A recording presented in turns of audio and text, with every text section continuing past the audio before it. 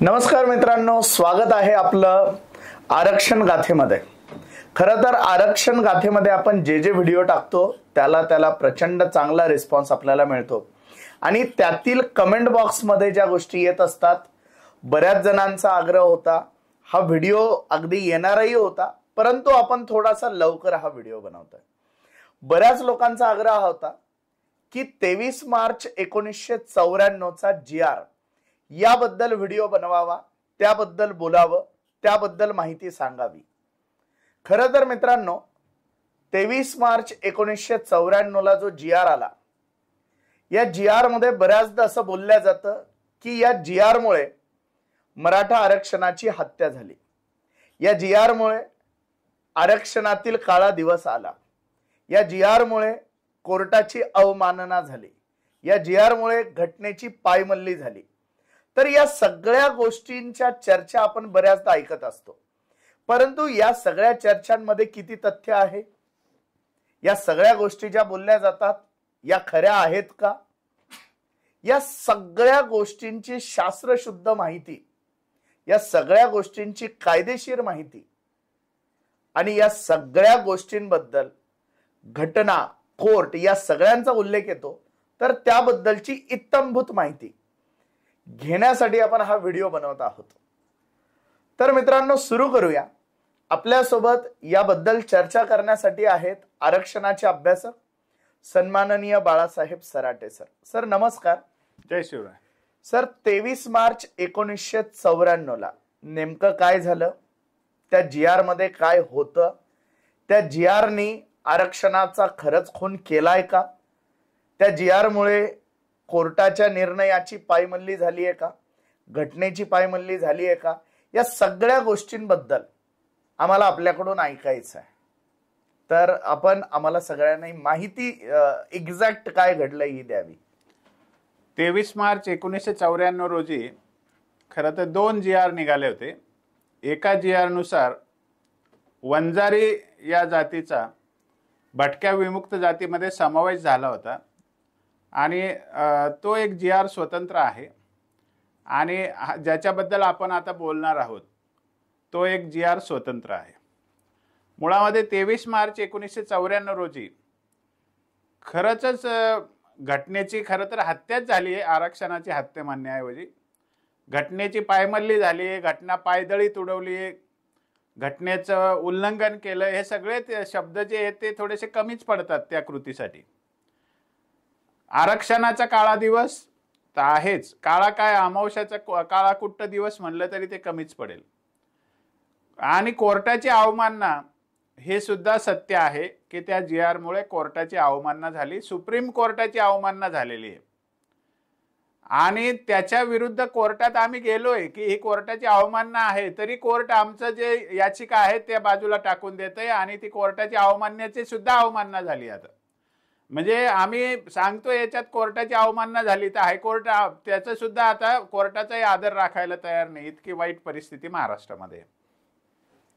म्हणजे आरक्षणाच्या प्रक्रियेमध्ये कसा फ्रॉड केला जातो, कसा घोटाळा केला जातो, स्कॅम केला जातो, त्याचा सर्वोच्च नमुना म्हणजे हा 23 मार्च 1994 चा GR आहे। या दिवशी एक गोष्ट नाही घडली, 4 प्रकाराने घटनेचा खून करण्यात आलेला आहे। तर पहिल्यांदा आपण कोर्टाची अवमानना बघू, म्हणजे मग जे बाकीचे तुंतुने आपोआपच बंद होतात। असं सांगितलं जातं, एक अंधश्रद्धा आहे महाराष्ट्रामध्ये किंवा एक मिथक मुद्दाम नॅरेटिव्ह तयार केलेला आहे। काल सुद्धा प्रकाश आंबेडकर साहेबांनी जे स्टेटमेंट दिलेलं आहे त्याच्यामध्ये सुद्धा थोडीशी या गोष्टीची चुकीची माहिती दिलेली आहे। म्हणजे पहिली गोष्ट अशी की भारतीय संसदेने मंडल आयोग स्वीकारला होता का? तर त्यांनी सांगितलं हो, पण भारतीय संसदेने मंडल आयोग स्वीकारलेला नव्हता। ही वस्तुस्थिती असेल, कोणाकडे रेकॉर्ड तर कोणी काढून दाखवावं। मग VP सिंगाने मंडल आयोग लागू केला का? तर VP सिंगाने संसदेमध्ये सांगितलं की मी मंडल आयोग लागू करतो, पण जे स्वतःच टेकूचं सरकार होतं आणि 2 प्रबळ पक्षाच्या आधारावर ते चालत होतं, त्यात भाजप तर त्यांना पाठिंबा देतच नव्हतं मंडल आयोग लागू करायला, त्यांच्याकडे बहुमतच नव्हतं। आणि काँग्रेसच्या वतीने राजीव गांधींनी तर त्या व्हीपी सिंगाच्या घोषणेवर खूप ताशेरे ओढणारं भाषण केलं, जातीवाद म्हटलेलं या गोष्टीला. म्हणजे संसदेमध्ये जेव्हा व्हीपी सिंगाने त्यांच्या मनातली इच्छा जाहीर केली तेव्हा सुद्धा संसदेने या गोष्टीला मान्यता दिलेली नव्हती. 6 ऑगस्ट 1990 ला व्हीपी सिंगाने संसदेत सांगितलं की मी मंडल आयोग लागू करतो. मला राजकारणाचं सांगायचं नाहीये, घटनात्मक मुद्द्याकडे येऊ. पण जेव्हा त्यांनी 13 ऑगस्ट 1990 ला ऑफिस मेमोरंडम काढलं तर ते मंडल आयोगाचा लागू करण्याचं मेमोरंडम नव्हतं, जरी त्याच्या शीर्षकामध्ये मंडल आयोग लागू करण्याबाबत असं जरी शीर्षक असलं तरी. कारण ते शीर्षकावरून आयोग लागू हे आरक्षण मिळालेलं नाहीये.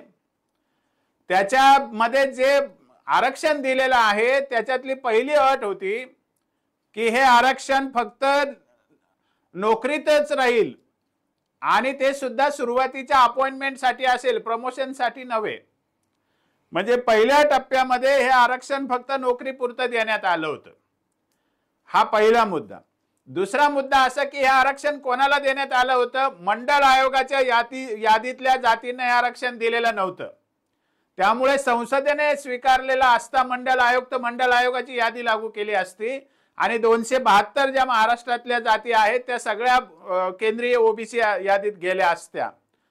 मंडल आयोगाच्या या व्हीपी सिंगाच्या जे GR आहे त्या GR मध्ये फक्त केंद्रीय यादीचा संबंध आहे, राज्यातल्या यादीचा नाही. म्हणजे 13 ऑगस्ट 1990 चा जो ऑफिस मेमोरंडम आहे व्हीपी सिंगाच्या काळात काढलेला, तो व्हीपी सिंगाने काढलेला नाहीये, असिस्टंट सेक्रेटरीने काढलेला आहे तो सरकारच्या. त्या असिस्टंट सेक्रेटरीने काढलेल्या GR मध्ये फक्त केंद्रीय ओबीसी यादीत समावेशाचा विषय आहे. तर कोणाला समावेश करायचे त्याच्यात सांगितलेले, त्याच्यामध्ये स्पष्ट म्हटलेलं आहे की राज्यामध्ये जे याद्या आहेत म्हणजे ज्या जातींना राज्यात आरक्षण मिळतं त्याही सगळ्या त्याच्यात घेतलेल्या नव्हत्या. तर त्या जातीच्या यादीपैकी ज्यांचं मंडल आयोगाच्या यादीशी जुळतात म्हणजे नावं जुळतात तेवढ्यांनाच हे आरक्षण दिलं होतं. म्हणजे मंडल आयोगाच्या सगळ्या जाती घेतल्या नव्हत्या आणि राज्यातल्याही सगळ्या जाती घेतल्या नव्हत्या. हे पहिलं लक्षात घेतलं पाहिजे. उदाहरणार्थ महाराष्ट्रामध्ये 200 जाती होत्या त्या दिवशी आणि मंडल आयोगाच्या यादीमध्ये 272 होत्या. म्हणजे 272 तर जाती घेतलेल्याच नव्हत्या, परंतु महाराष्ट्राच्या सुद्धा 200 जाती घेतलेल्या नव्हत्या. बाकीच्या उरल्या त्या यादीतल्या ज्या जाती होत्या त्या 9 ऑगस्ट 1995 ला घालण्यात आलेल्या आहेत. म्हणजे मंडल आयोग लागू केलेला नव्हता हे तिथे स्पष्ट होतं. मग त्याच्यानंतर इंदिरा साहनीचा खटला उभा राहिला. दरम्यान व्हीपी सिंग गेले आणि नंतर राजीव गांधींचा मृत्यू झाल्यानंतर PV नरसिंहराव पंतप्रधान झाले, काँग्रेसचं सरकार आलं. त्यांनी तो जो मेमोरंडम आहे तो रद्द करून नवा मेमोरंडम काढला होता. त्याच्यामध्ये त्यांनी आधीचे जे होत्या अटी त्या तशाच ठेवल्या आणि जे आता याच्यात समाविष्ट होणार नाही अशातल्या गरिबांसाठी 10% आर्थिक निकषावर आरक्षण दिलं होतं. परंतु जेव्हा निकाल आला 16 नोव्हेंबर 1992 ला इंदिरा साहनीचा निकाल आला, त्याचेही 4-5 बिंदू आहेत ते आपण बघू. त्या निकालामध्ये त्यांनी स्पष्ट सांगितलं, 3 जजेसने तर स्पष्ट निकाल दिला. पॅराग्राफ 325-326 इंदिरा साहनीचा मायनॉरिटी जजमेंट, त्यांनी सांगितलं मंडल आयोगाचा अहवाल बोगस आहे, त्याच्या आधारावर कोणाला आरक्षण देता येत नाही, त्यामुळे हा मेमोरंडम खारिज करण्यात येतोय. त्याच्यानंतर पॅराग्राफ 394 मायनॉरिटी जजमेंट आहे, त्यांनी सांगितलं मंडल आयोगाच्या आधारे कोणताही याच्यामध्ये आरक्षण देता येणार नाही आणि ज्या पद्धतीने आरक्षण दिलं तो मेमोरंडम सुद्धा रद्द करण्यात येतोय. म्हणजे 3 जजेसने ते मेमोरंडम आणि ते मंडल आयोग खारिज करून टाकलेला आहे. मेजॉरिटी जजमेंट आणि आणखी 2 जजेसनी काय ऍक्सेप्ट केलं तर आपण मेजॉरिटी जजमेंट लक्षात घेऊ. मेजॉरिटी जजमेंट मध्ये पॅराग्राफ 848 ते 857 कोणीही वाचू शकतो इंदिरा साहनीच्या मेजॉरिटी जजमेंट मधला. त्यामध्ये असं सांगितलंय की आमच्या समोर मंडल आयोगाचा विषयच नाही, मंडल आयोग लागू करण्यासंबंधी ही केसच नाहीये. 40 वर्ष झाले या ना त्या कारणाने या ओबीसीच्या जातींना आरक्षण देण्यात येत नाहीये, काहीतरी राजकारण होतंय, त्यामुळे आता यांना आधी आरक्षण दिलं पाहिजे. म्हणजे दयाभाव म्हणून ते आरक्षण दिलेलं आहे. आता तुम्ही लक्षात घ्या की ज्या जातींना हे आरक्षण द्यायचं होतं त्या जातीची यादी सुद्धा कोर्टासमोर नव्हती, कारण राज्यातली सगळी यादी स्वीकारली नव्हती आणि मंडलची सगळी यादी स्वीकारली नव्हती. नेमक्या कोणत्या याद्या सारख्या आहेत, कोणत्या यादीतल्या जातीला आरक्षण देणार, ही संपूर्ण परिपूर्ण यादी सुद्धा कोर्टासमोर नव्हती. मग यादीच कोर्टासमोर नव्हती तर त्यांचं मागासलेपणाचं काय, तेही रेकॉर्डवर नव्हतं. मग यादीच नव्हती, मागासलेपणाचं रेकॉर्ड नव्हतं, लोकसंख्येचं रेकॉर्ड नव्हतं, शासकीय सेवेतल्या प्रतिनिधित्वाचं रेकॉर्ड नव्हतं, तरी सुद्धा सुप्रीम कोर्टाने त्या जातींना आरक्षण दिलेलं आहे, मंजूर केलंय. ते केवळ दयाभावनेने केलेलं आहे. मग इंदिरा साहनीने आणखी काय केलं तर इंदिरा साहनीने कोणाला आरक्षण देता येईल हे सांगितलं. जातींना आरक्षण देता येतं, पण मागासलेपणाचा निकष आणि अपुरे प्रतिनिधित्वाचा निकष पूर्ण केल्याशिवाय कोणत्याही जातीला आरक्षण देता येत नाही, हे इंदिरा साहनीने सांगितलेले. आणखी दुसरी गोष्ट, आरक्षणाबद्दल काहीही बदल करायचा असेल, आरक्षणात कॅटेगरीमध्ये कॅटेगरी करता येईल हे सांगितलं इंदिरा साहनीने, पण ते त्याची कॅटेगरीत कोणत्या कॅटेगरी करायच्या, कोणाला कोणत्या कॅटेगरीत टाकायचं हे काम कोण करील हे शासनाच्या वर अवलंबून ठेवलं नाही. 847 पॅराग्राफ नुसार आणि 861 पॅराग्राफ नुसार माननीय सुप्रीम कोर्टाने सरकारला स्पष्ट आदेश दिले की आता राज्यामध्ये आणि केंद्रामध्ये पुढील 4 महिन्यात स्टॅच्युटरी कमिशन आले पाहिजे, घटनात्मक आयोग आले पाहिजे, त्याला वैधानिक आयोग म्हणूया, असा दंडक घातला इंदिरा साहनीने सुप्रीम कोर्टाने. आणि ते आयोग 16(4) आणि 340 एकत्रित प्रभाव सांगून ते आयोग करायला सांगितलेले. त्याच्यामध्ये कुठल्याही पद्धतीने 15(4) संबंध नाही. इंदिरा साहनीच्या केसची 15(4) समोर नव्हती आणि इंदिरा साहनीने जे आरक्षण मान्य केलं ते फक्त केंद्रीय यादीसाठी मान्य केलेलं आहे. ते सुद्धा शिक्षणातल्या आरक्षणासाठी मान्य केलं नाही, तर नोकरीतल्या आरक्षणासाठी, ते सुद्धा सुरुवातीच्या अपॉइंटमेंटसाठी मान्य केलेलं होतं. हा पहिल्यांदा आपण फरक लक्षात घ्या. 4 महिन्यात जे आयोग करायला सांगितले, वैधानिक आयोग म्हणजे कायदा करून आयोग निर्माण करायला सांगितले होते.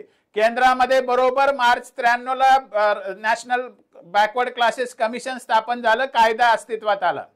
अनेक राज्यामध्ये 95 पर्यंत कायदे अस्तित्वात आलेले आहेत. महाराष्ट्र अपवाद आहे, महाराष्ट्रात फ्रॉड तिथे झालेला आहे. महाराष्ट्राने 15 मार्च 1993 ला एक स्थायी समिती नेमली, वैधानिक आयोग स्थापन केला नाही, म्हणजे तिथे कोर्टाची अवमानना झालेली आहे. आणखी कोर्टाची अवमानना कुठे झाली की 50% जो नियम इंदिरा साहनीने सांगितला त्याला एक पूर्व अट सांगितली की वारंवार ओबीसीतल्या जाती आहेत त्यांचं मागासले पण तपासलं पाहिजे, दर 10 वर्षातून किमान एकदा तपासलं पाहिजे. त्याचं अवलंबन किंवा त्याचं अंमलबजावणी सरकारने आजपर्यंत केलेली नाही, हे आपण लक्षात घेतलं पाहिजे. मंडल आयोगाच्या नावाखाली जी केस सांगितली जाते ती इंदिरा साहनीची केस आहे, ती मंडल आयोगाची केस नाहीये, हे आपण समजून घेतलं पाहिजे. आणि याच्यामध्ये आरक्षणात काहीही जरी बदल करायचे असतील तर वैधानिक आयोगाकडे पाठवले पाहिजे. महाराष्ट्रामध्ये स्थायी समिती करण्यात आली 15 मार्च 1993 ला, तर त्या स्थायी समिती तरी ते जरी गृहीत धरलं तरी किमान त्यांच्याकडे पाठवल्याशिवाय आरक्षणात कोणताही बदल करता येणार नाही, असा दंडक माननीय सुप्रीम कोर्टाने घालून दिलेला होता.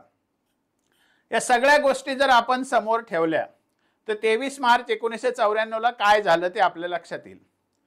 23 मार्च 1994 ला अचानक एक GR निघाला आणि त्या GR नुसार अनेक घटनात्मक तोडमरोड करण्यात आली. म्हणजे महाराष्ट्रामध्ये तोपर्यंत किती आरक्षण होतं ते 9 एप्रिल 1965 ला आरक्षणाचं पर्सेंटेज ठरलेलं होतं. म्हणजे SC साठी 13%, ST साठी 7%, VJNT साठी 4% आणि OBC साठी 10%. आणि विशेष म्हणजे ते जातीच्या लोकसंख्येच्या प्रमाणात होतं, म्हणजे त्या प्रवर्गाच्या लोकसंख्येच्या प्रमाणात दिलेलं आरक्षण होतं. म्हणून SC आणि STचं आरक्षण आजही तेवढंच आहे. ओबीसीच्या आरक्षणात बदल करायचा घाट का घालण्यात आला? मग आता तुम्ही बघा की आपल्याकडे STची लोकसंख्या 8.5% भरते पण 7% आरक्षण आहे, त्याच्यात बदल का नाही केला यांनी, त्याची शिफारस का नाही केली, ते एक मोठी गोष्ट आहे. परंतु 23 मार्च 1994 यांनी काय केलं, एकूण 34% जे आरक्षण होतं महाराष्ट्रामध्ये, तर इंदिरा साहनीने 50%चा नियम सांगितला, म्हणून त्याला 50% पर्यंत कसंही करून नेऊन ठेवायचा हा त्या ठिकाणी घाट घालण्यात आला. पण इंदिरा साहनीने केंद्रीय यादीसाठी ते सांगितलं होतं, राज्यात लागू करायला सांगितलेलंच नव्हतं, असा आदेशच दिलेला नव्हता. परंतु भिकुजी दाते राष्ट्रीय स्वयंसेवक संघाचे तेव्हाचे प्रांत कार्यवाह प्रभावी माणूस होते संघामध्ये, परंतु ओबीसी सगळे हातून एकच असतात कोणत्याही पक्षात असले तरी. मग त्यांनी पहिल्यांदा याचं सूतोवाच केलं होतं. मंडल आयोगाने लागूही झालं नव्हतं तेव्हा, इंदिरा साहनीचा निकाल पण आलेला नव्हता तेव्हा भिकुजी दातेंनी एक पुस्तिका लिहिली मंडल आयोगावरती संघाची भूमिका सांगण्यासाठी. त्यामध्ये असं लिहिलेलं आहे की केंद्रात आता 50% पर्यंत आरक्षण गेलंय ओबीसीचं, राज्यात पण ते आरक्षण वाढवलं पाहिजे. का वाढवलं पाहिजे, लोकसंख्या किती याच्याशी त्यांना काही घेणं देणं नाहीये, सगळाच नुसता काळा बाजार आरक्षणातला. तर त्यानुसार मग त्यांनी सूतोवाच केलं. मुंडे साहेबांचे ते गुरु होते गोपीनाथराव मुंडेंचे, मग भुजबळ पुन्हा काँग्रेसकडे आले. या सगळ्या याच्यामध्ये सगळ्या ओबीसीतले जे हितसंबंध ज्याच्यामध्ये आहेत, म्हणजे मतलबी सगळे लोक एकत्र आले आणि त्यांनी शरद पवारांना सांगितलं की आपल्याला आता कोर्टाने 50% पर्यंत आरक्षण वाढवायला मर्यादा घालून दिलेली आहे आणि आपल्याला आता महाराष्ट्रातलं पण आरक्षण वाढवलं पाहिजे, कारण कोर्टाचा आदेश आहे, असं खोटं खोटं सांगितलं. कोर्टाचा आदेश हा कधीच नाहीये की राज्यातलं आरक्षण वाढवलं पाहिजे. तर तेव्हा मग काय झालं की 1993च्या पावसाळी अधिवेशनात विधानसभेच्या याच्यावर चर्चा झाली की महाराष्ट्रातलं आरक्षण वाढवलं पाहिजे. आता आपण हे लक्षात घ्या की या चर्चेमध्ये कोणते कोणते पक्ष होते. शरद पवारांना नाव ठेवायचं ते तर गुन्हेगार आहेच मराठ्यांच्यासाठी. हे आरक्षण वाढवलं, घटनेची पायमल्ली केली म्हणून ते गुन्हेगार आहेतच, त्यात काही शंकाच नाही. परंतु त्या ठिकाणी कोणते कोणत्या पक्षाचे प्रतिनिधी होते, त्याच्यात उद्धव ठाकरेंचे पिताश्री बाळासाहेब ठाकरेंच्या शिवसेनेचे सुद्धा प्रतिनिधी होते. त्याच्यात काँग्रेस, शरद पवार साहेब तर तेव्हा काँग्रेसमध्येच होते. त्याच्यात भारतीय जनता पार्टीचे सुद्धा प्रतिनिधी होते ना त्या अधिवेशनामध्ये, आणि चांगल्या संख्येने होते. विरोधी पक्षनेता भाजपचाच असणार ना तेव्हा, हे आपण लक्षात घेतलं पाहिजे. किंवा शिवसेनेचा असेल तर भाजप शिवसेनेचं एकत्रित असेल. परंतु त्या विधानसभेमध्ये जेव्हा ही चर्चा आली तेव्हा भाजपने आणि शिवसेनेने काय भूमिका घेतली होती हे समजून घेतलं पाहिजे. आणि मग भाजपने याला शरद पवार जबाबदार आहे का तुम्ही पण जबाबदार आहे याचं उत्तर दिलं पाहिजे. आज जे नाकाने कांदे सोलताय ना तुम्ही की 23 मार्चला शरद पवारांनी GR काढला, वेर यू, तुम्ही कुठे होते तेव्हा, तुमच्या पक्षाची काय भूमिका होती सांगून दाखवा ना. तुम्ही सुद्धा त्याच्यात सामील होते ना त्या कटामध्ये, घटनाबाह्य गोष्टीमध्ये. हे लक्षात घेतलं पाहिजे. विधिमंडळात चर्चा झाली आणि तेव्हा काही विधिमंडळाने डिसिजन घेतला नाही की हे वाढवायचं की नाही वाढवायचं, फायनल डिसिजन झाल्याचा उल्लेख कुठे नाहीये. परंतु जेव्हा अचानक 23 मार्च 1994ला 6व्या मजल्यावर बसले असं एकाने सांगितलं होतं आणि तिथे हे ठरलं की कसे वाटे करायचे, म्हणजे जसं काही चोरून आणलेला माल कसं वाटून घेतात चोर एकत्र बसून, तशा पद्धतीने आरक्षण वाटून घेतलेलं आहे. आणि मूलतः त्याचं हेडिंग दिलंय की मंडल आयोगाची राज्यात अंमलबजावणी करण्याबाबत, म्हणजे केंद्रातच मंडल आयोग लागू नाही झाला. इंदिरा साहनीच्या केसमध्ये सुप्रीम कोर्टाने मंडल आयोगाला मान्यता दिलेली नाही, तरी राज्यात मंडल आयोग लागू करण्याचं भूत आलं कुठून. तर हे सगळा जो नॅरेटिव्ह आहे, सगळं जे मिथक आहे, त्याच्या आधाराने शरद पवार साहेबांना फसवण्यात आलेलं. आणि प्रशासनात बसलेले सगळे ओबीसीचे लोक, सगळे जातीवादी लोकांनी आपलं आपल्या ताटात ओढून घेण्याचा प्रयत्न केला. तर त्या दिवशी जे आधी चालू असलेलं आरक्षण जे होतं ओबीसीचं 10% आणि व्हीजेएनटीचं 4%, हे आरक्षण एकत्रित 14% होतं, ते आरक्षण एकदम 30% पर्यंत वाढवून देण्यात आलं. मग ते आरक्षण खूप जास्ती दिसेल, मग त्याचे वाटे करायचे. मग व्हीजेएनटीचं आधीच 4% होतं, मग त्यांना 5.5% आरक्षण दिलं आणि त्यांचे 2 गट केले. पण मुळामध्ये व्हीजेएनटी मध्ये ओबीसीतल्या जाती घातल्या आणि त्यांचं आरक्षण 1.5% वाढवलं. त्यांना फारसा फायदा दिला नाही. गरिबांना, ज्यांना ज्याच्या आधारे हे बोंबलतात ना, कुडमुडे ज्योतिषी असतील, घिसाडी असतील, गारुडी असतील, कैकडे असतील, डोंबरी असतील, असे जे गरीब जे दाखवतात ना, नंदीबैलवाले वगैरे, यांचं आरक्षण वाढवलंच नाही. यांना फायदा दिलाच नाही. त्यांचं जसं होतं त्याच्यात थोडंसं वाढवलं, पण त्यात आणखी जाती घातल्या. मुख्य आरक्षण कोणाचं वाढवलं? धनगर जातींच्या सगळ्या 21 पोट जाती एकत्र केल्या आणि त्यांना भटक्या गटात टाकलं आणि त्यांना स्वतंत्र 3.5% आरक्षण दिलं. आरक्षणाची वाटणी करण्यापूर्वी लोकसंख्या तर सांगायला पाहिजे, बॅकवर्डनेसचं सारखेपणा तर धरायला पाहिजे. आणि त्यांना 3.5% आरक्षण दिलं. नंतर वंजारी समाजासाठी स्वतंत्र एक गट केला भटक्यामध्ये, त्यांना 2% आरक्षण दिलं. आणि उरलेलं जे 19% आरक्षण आहे ते ओबीसी नावाने ठेवलं. म्हणजे 30% आरक्षण हे ओबीसीचंच आरक्षण आहे, ते वेगवेगळ्या नावामध्ये विभागलेलं आहे. मुळात इथं कोर्टाची अवमानना झालेली आहे. म्हणजे इंदिरा साहनीमध्ये स्ट्रिक्ट नियम सांगितला, कडक नियम सांगितला होता की आरक्षणात गट करता येतील, परंतु ते करण्याचा अधिकार कोणाला आहे? तर त्यांनी सांगितलेल्या राज्य मागासवर्ग आयोगाला किंवा केंद्रीय मागासवर्ग आयोगाला होता. आणि यांनी तर मनमानी पद्धतीने प्रशासनाने आणि राजकीय नेत्यांनी तुकडे करून टाकले आरक्षणाचे. म्हणजे हे पहिलं कांड झालं. म्हणजे जेणेकरून काय झालं, आरक्षण वाटलं. आता ओबीसी वाले म्हणतात आम्हाला आरक्षण पुरत नाही, एनटी वाले म्हणतात आम्हाला आरक्षण पुरत नाही, आमच्यात मराठ्यांना येऊ द्यायचं नाही, हे म्हणण्याची सोय त्या दिवशी आरक्षणाचे जे तुकडे केले त्याच्यामध्ये आहे. जर सगळं आरक्षण एकत्र असलं असतं तर हा प्रॉब्लेम नसतं झाला. हे पहिला गुन्हा आहे की यांनी मनमानी पद्धतीने आयोगाचं शिफारस न घेता, अहवाल न घेता आरक्षणात वाढ केली, 16% वाढ केली आणि त्या आरक्षणाचे तुकडे केले. म्हणजे 2 गुन्हे इथं झाले, घटनात्मक गुन्हे. 16% आरक्षणात वाढ केली आणि त्या ठिकाणी आरक्षणाची मनमानी पद्धतीने वाटणी केली, आयोगाचा सल्ला शिफारस काहीही न घेता. याचा आणखी एक सगळ्यात मोठा गुन्हा घडलेला आहे. तो गुन्हा खूप मोठा आहे, हे सगळ्यांनी लक्षात घ्या. आणि तो अजूनही बेकायदेशीर आणि घटनाबाह्य पद्धतीनेच करत आलेले ते. म्हणजे ओरिजिनल जी चर्चा झाली होती विधिमंडळामध्ये, ते नोकरीतलं आरक्षण वाढवण्याची चर्चा झाली. मूळतः इंदिरा साहनीची जी निकालाची गोष्ट आहे, जो निकाल आहे तो फक्त नोकरीतल्या आरक्षणासाठी आहे, शिक्षणासाठी हा विषयच नाहीये. तरी सुद्धा त्या GR मध्ये 50% पर्यंत नव्याने शैक्षणिक आरक्षण लागू करण्यात आलं. त्या GR मध्ये पॅराग्राफ 3 नुसार केवळ शिक्षण संस्था, तंत्र शिक्षण आणि उच्च शिक्षणाचा उल्लेख आहे. आणि त्यात असं लिहिलंय की वैद्यकीय आणि संबंधित शिक्षणासाठी स्वतंत्र GR काढण्यात येईल. आणि अगदी 3 जून 1994 ला स्वतंत्र GR काढून मेडिकल आणि तत्सम जे आहेत क्षेत्र त्याच्यामध्ये आरक्षण लागू केलं. म्हणजे 94 हे जे साल आहे, हे साल खरं म्हणजे मराठा आरक्षणाचा मुर्दा तर पाडणारा आहेच, पण घटनात्मक प्रक्रियेचा सुद्धा मुर्दा पाडणारा साल आहे आरक्षणाच्या बाबतीत विचार केला. म्हणजे त्या दिवशी जे 50% शिक्षणात आरक्षण लागू केलं, याला कुठलाही आधार नाही. शरद पवारांच्या मूळ नस्तीमध्ये पण त्याचा उल्लेख नाही. पण हे जे प्रशासनात बसलेले अँटी मराठा किंवा जातीवादी लोक आहेत, त्यांनी हे कांड केलेली आहेत. आणि त्या GR मध्ये एक तसा मुद्दा घालून घेतलेला आहे नंतर, कारण त्या GR वर कुठे सही नसते मुख्यमंत्र्याची. तत्वतः मान्यता दिली तेवढ्यावरच ते पुढे त्यांनी घुसडून टाकलेलं आहे. आणि त्या GR मध्ये शिक्षणाच्या आरक्षणाचा मुद्दा घातलेला आहे.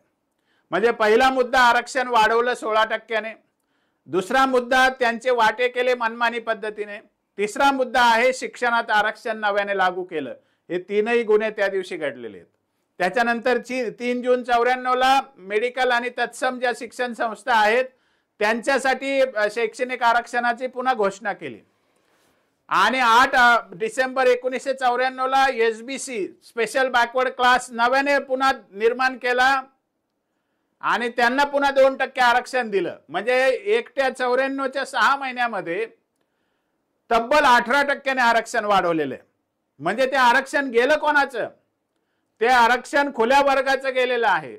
ते आरक्षण मराठ्यांचं चोरलेलं आहे. डाका टाकला आरक्षणावर अक्षरशः. हे मी तर कितीदा सांगितलेलं आहे. हा डाक्यापेक्षा पण गंभीर गोष्ट आहे, कारण घटनेचाच त्या ठिकाणी मुर्दा पाडलेला आहे. आणि या महाराष्ट्रात हे घडलंय. मग याला एकटे शरद पवार जबाबदार आहे का? शरद पवारांच्या नावाने ते झालेलं आहेच, कारण ते मुख्यमंत्री होते. परंतु त्या ठिकाणी भाजपा आणि शिवसेनेचे पण लोक होतेच ना. त्यांनी विधिमंडळामध्ये काय भूमिका घेतली ते सांगावं, श्वेतपत्रिका काढावी. त्यांनी त्यावेळेला 23 मार्च 1994च्या GR बद्दल काय भूमिका घेतली याच्यावर श्वेतपत्रिका काढावी ना. आज तर खरं म्हणजे खूप संधी आहे भाजपला. प्रकाश आंबेडकर साहेब सांगतात ना आरक्षण रद्द करणारे शरद पवार म्हणून. माझं म्हणणं शरद पवारांनी तर या आरक्षणाची मुहूर्तमेढ रोवलेली आहे, ते काय रद्द करणार आहे. परंतु ज्यांना वाटतं त्या ठिकाणी चूक झाली शरद पवारांची, त्या पक्षाच्या लोकांनी श्वेतपत्रिका काढावी. कोणी काय गुन्हा केला आणि कोणी काय भूमिका मांडली ते समोर येऊ द्यावं. त्यात भाजप शिवसेनेचे पण लोक होते, त्यांचेही प्रतिनिधी होते, विरोधी पक्ष नेते पण त्यांच्याकडेच होतं. तेव्हा त्यांच्या युतीचा एकत्र कारभार होता. तर या GRच्या एकूण प्रक्रियेतून भाजपला स्वतःची मानगूट सोडवता येणार नाही, हे सगळ्यांनी लक्षात घेतलं पाहिजे. आणि या GR मुळे मराठा समाजाचं भविष्यातला आरक्षणाचा मार्ग बंद झाला. या GR मुळे मराठा समाजाच्या 4 पिढ्या पूर्ण बर्बाद झाल्या. आणि त्याच वर्षी आणखी राजकीय आरक्षण पण आलं. म्हणजे राजकीय आरक्षणामुळे ओबीसीची एक मोठ बांधली गेली, त्यांचे समान हितसंबंध विकसित झाले आणि ते लढायला मराठ्यांच्या विरुद्ध भाजपने तयार केले.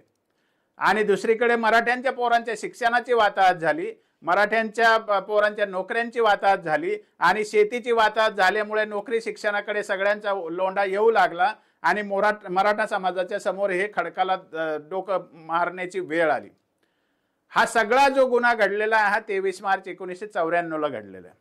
त्याच्यानंतर पुन्हा 3 जून 1994ला मेडिकल आणि तत्सम ज्या संस्था आहेत त्याच शिक्षणात आरक्षण दिलं.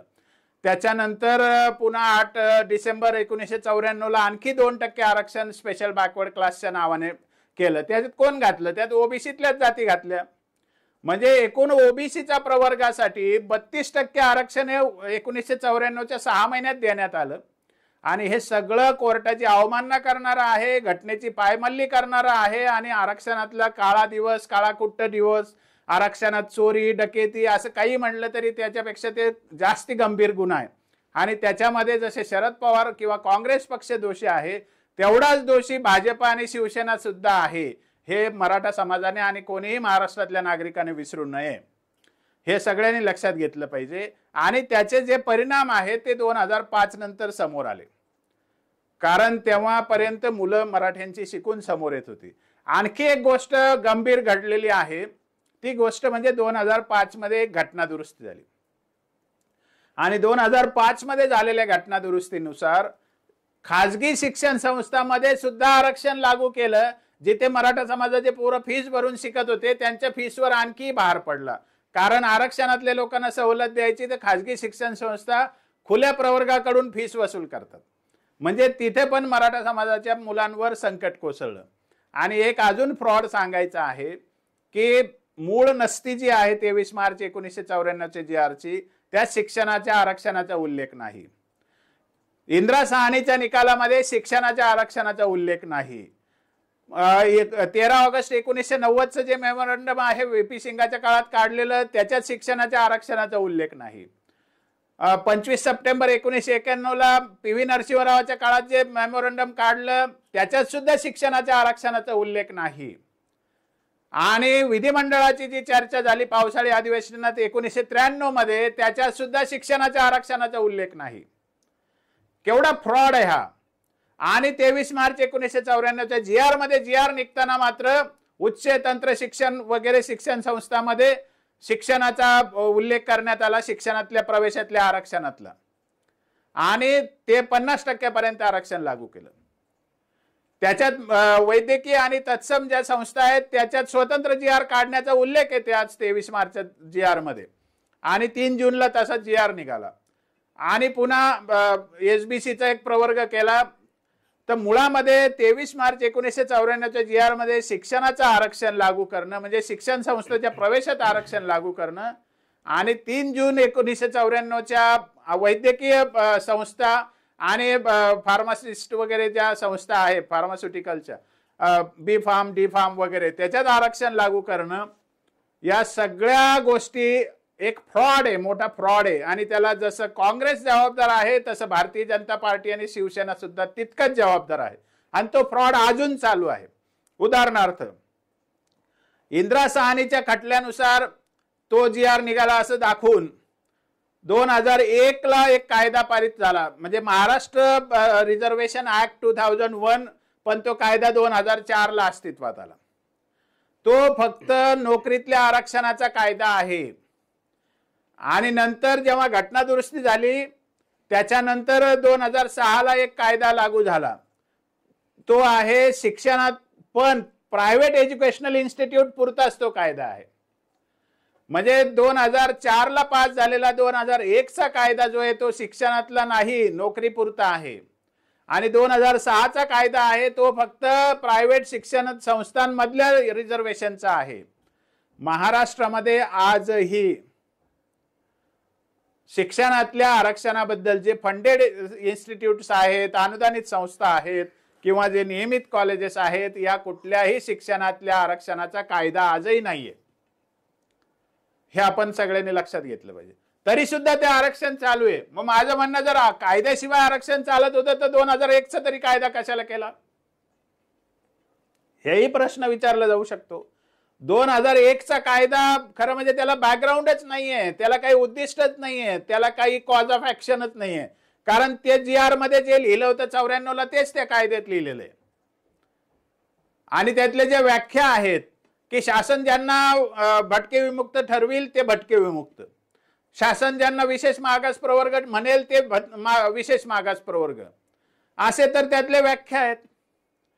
शासन ज्या लोकांना म्हणजे सोशली एज्युकेशनली बॅकवर्ड क्लास म्हणेल ते ओबीसी. अरे पण एकाही जी आर मध्ये कोणती जात सामाजिक व शैक्षणिक दृष्ट्या मागास आहे असं लिहिलेलं नाही ना.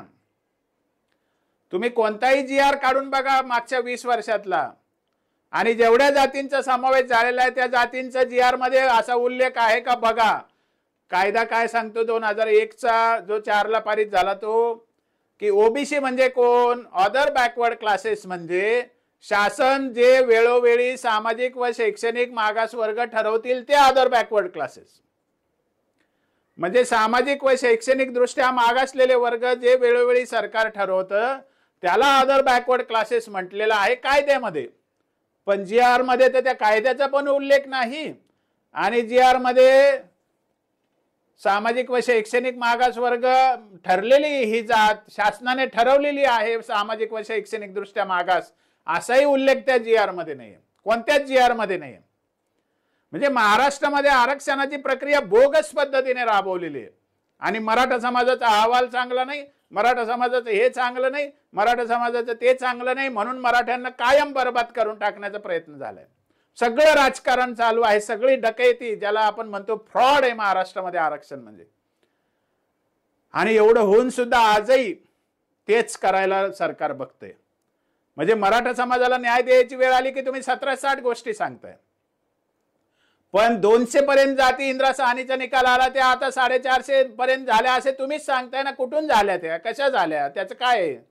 आणि आधीच्या तरी 200 जाती कशा आरक्षणात गेल्या होत्या त्याचं तरी काय आहे? लक्षात घ्या की इंदिरा साहनीच्या निकालाचं आणखी एका बाजूने उल्लंघन झालेलं आहे. ते म्हणजे की मूळ ज्या जाती आहेत, तुम्ही बघा 848 ते 857 पॅराग्राफ काय सांगते. त्याने असं सांगितलं की त्या सॅक्रोसॅन्क्ट नाहीयेत आधीच्या याद्या ज्या आहेत त्या, असं कोर्ट म्हणतंय. म्हणजे त्या काही फार सत्य आहेत आणि चांगल्या आहेत आणि करेक्ट आहेत असं नव्हे.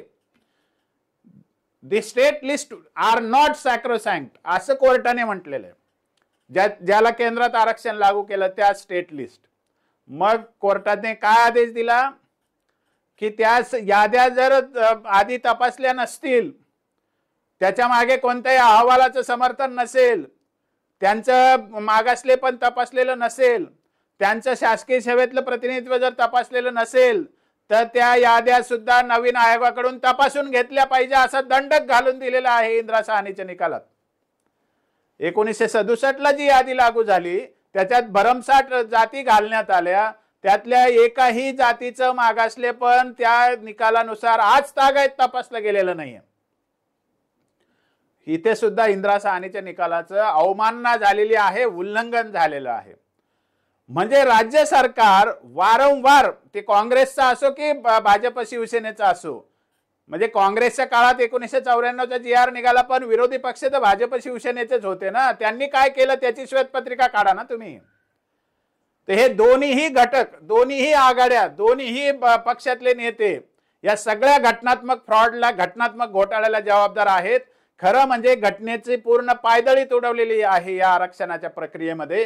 कारण असं आहे की 1967 पासून आजपर्यंत कोणत्या जातीचा तुमच्याकडे अहवाल आहे आणि तो अहवाल पब्लिश करा आणि चर्चेला या ना तुम्ही की याच्यामध्ये डेटा आहे, याच्यामध्ये मागासलेपण तपासलेलं आहे, याच्यामध्ये शासकीय सेवेतलं प्रतिनिधित्व आहे, याच्यामध्ये लोकसंख्या आहे, असं काहीतरी तुमच्याजवळ असू द्या ना. असं एकाही जातीच्या बाबतीत नाही. तिथे इंदिरा साहनीच्या निकालाचं सर्रास उल्लंघन झालेलं आहे. म्हणजे 9 जजेसने दिलेल्या मेजॉरिटी जजमेंटमध्ये जे आदेश दिलेले आहे त्यातल्या कोणत्याच आदेशाचं पालन राज्य सरकारने, ते विरोधी पक्ष म्हणून सुद्धा आणि सरकारमधले पक्ष म्हणून सुद्धा आज तागायत केलेलं नाही. म्हणून हे सगळेच घटक दोषी आहेत या गोष्टीला. हे सगळ्या महाराष्ट्रातल्या जनतेने समजून घेतलं पाहिजे. आणि आरक्षणामध्ये आज तरी आपण घटनेचा अंमल करण्याच्या दृष्टीने, घटना लागू करण्याच्या दृष्टीने आज तरी जागृत झालं पाहिजे आणि सगळी प्रक्रिया पुनर्तपासणीसाठी पाठवली पाहिजे. म्हणजे आज सुद्धा 2021ला जो निकाल आला सुप्रीम कोर्टाचा मराठा आरक्षणाच्या बाबतीतला, त्यामध्ये स्पष्ट सांगितलंय की एकदा जर ACBCचा कायदा पारित झाला राज्यामध्ये की त्या सगळ्या याद्या बाद होतील, त्यांना पुन्हा नोटिफाय करावं लागेल 342A खाली. हा कायदा येऊन सुद्धा नोटिफिकेशनची प्रक्रिया सरकार सुरू करत नाही. हा सुद्धा घटनात्मक फ्रॉड आहे. या सगळ्या गोष्टीचा जनतेने विचार करावा आणि सरकारचे दात त्यांच्या घशात घालावे. याच्यामध्ये काँग्रेसची आघाडी असो की भाजप शिवसेनेची आघाडी असो, हे दोन्ही सारखेच जबाबदार आहे. नाही तर भाजपने काढून दाखवावी 23 मार्चच्या पावसाळी, त्याच्या पूर्वीच्या पावसाळी अधिवेशनाबाबत आणि 23 मार्च 1994च्या GR बाबत तुमच्या पक्षाची काय भूमिका होती, तेव्हाची युतीची काय भूमिका होती, त्याची श्वेतपत्रिका काढून दाखवा. हे सगळं जनतेने आग्रह केला पाहिजे. आणि आता इलेक्शन तोंडावर आहे, याचं आपण ध्यान ठेवून या सगळ्यांना वागणूक दिली पाहिजे. एवढंच मला कळकळीचं आवाहन करायचं, विनंती करायची आहे. जय शिवराय. तर मित्रांनो, हे होते सन्माननीय बाळासाहेब सराटे सर. 1994ला आरक्षणाचा खून कसा झाला, कोर्टाची अवमानना कशी झाली, घटनेची पायमल्ली कशी झाली, हे अगदी शास्त्रशुद्ध प्रत्येक गोष्टीबद्दल त्यांनी आपल्याला समजून सांगितलंय. खरं तर आरक्षण हा विषय आता कुठल्याच जातीपुरता मर्यादित राहिलेला नाही आहे, तर तो आपण या देशाचे नागरिक आहोत आणि या देशाने आपल्याला काही हक्क, अधिकार आणि कर्तव्य दिलेले आहेत. तर काही समाजाला फक्त हक्क, काही समाजांना फक्त अधिकार आणि आपण मात्र फक्त कर्तव्य पाळायला, असं काही समाजांच्या बाबतीत जर होत असेल तर हे देशासाठी अत्यंत घातक आहे, चुकीचं आहे. तर या आरक्षणाच्या सगळ्या प्रक्रियेचा, त्या काळामध्ये फार सोशल मीडिया, इंटरनेट, पुस्तक असे प्रकार नव्हते, समाजांमध्ये एवढी जाणीव नव्हती. त्या काळामध्ये गावगाड्यामध्ये लोक रमलेले होते, शहरामध्ये शिक्षणासाठी, नोकरीसाठी आलेले नव्हते. आणि या अजाणतेपणाचा, या अशिक्षितपणाचा फायदा घेऊन या नीच आणि नालायक, ते सगळ्याच पक्षातील राजकारणी, या सगळ्या नीच आणि नालायक मानसिकतेच्या राजकारण्यांनी या देशाला बाटवण्याचा प्रयत्न केलेला आहे, या आपल्या समाजाला वाटून घेण्याचा प्रयत्न केलेला आहे आणि आपल्या पिढ्यांना बर्बाद करण्याचं काम या सगळ्यांनी केलेलं आहे. आपण एक भारतीय नागरिक म्हणून, आपण एक मराठी नागरिक म्हणून या सगळ्या नालायक लोकांना जाब विचारणं आता अत्यंत गरजेचं आहे. आरक्षण हे असायलाच हवं, त्याच्या विरुद्ध आपण नाही, परंतु ते आरक्षण घटनेच्या मार्गाने असावं, ते आरक्षण कायद्याच्या मार्गाने असावं, ते आरक्षण कोर्टाच्या माध्यमातून असावं, एवढाच आमचा आग्रह आहे. मग ते कुठल्याही जातीच्या, जमातीच्या आरक्षणाच्या विरुद्ध किंवा कुठल्या एखाद्याच्या आरक्षणाच्या बाजूने असंही नाही, तर ज्या ज्या लोकांना या सगळ्या गोष्टींची गरज आहे त्या त्या लोकांना हे मिळालं पाहिजे. ज्या लोकांचे हक्क आहे ते या लोकांना मिळाले पाहिजे, कारण आपण सगळे देशाचे नागरिक म्हणून आपण सगळे समान आहोत आणि त्यामुळे आपले जसे कर्तव्य समान आहेत तसेच आपले अधिकार आणि हक्क देखील समान असायला हवे, एवढंच मला वाटतं. हा सर बोला. यात एक मुद्दा राहून गेला की असं एक लवंडे नावाचे काहीतरी एक आहेत कार्यकर्ते, ते असं सांगतात की त्या दिवशी कुणबी जातीचा आरक्षणात समावेश केला, असं काही नाहीये. 1967 पासून जी यादी होती तीच यादी 1990 पर्यंत वाढवण्यात आली. तेव्हा ज्या जाती आधीच होत्या त्यांचीच वाटणी करण्यात आली आणि त्यांच्यामध्येच कॅटेगरी करून त्यांच्यासाठीच ते आरक्षण वाढवण्यात आलं. नव्याने कोणत्याही जातीचा त्या दिवशी समावेश करण्यात आलेला नव्हता. हे सगळ्यांनी समजून घ्यावं.